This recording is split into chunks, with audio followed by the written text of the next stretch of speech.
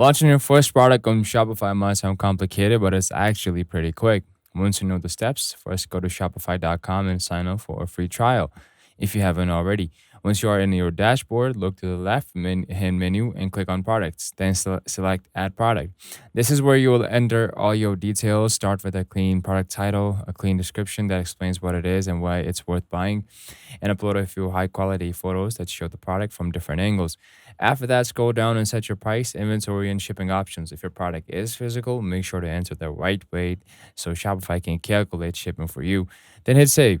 You can come back and tweak the details later, but getting it live is the main goal. Next, go to the online store section and choose a theme. Don't worry about making it perfect, just pick out one that fits your vibe and update the homepage with their brand name, a banner, and a few key details. Now, head into settings, connect the payment provider like PayPal or Stripe, and make sure your checkout process is smooth.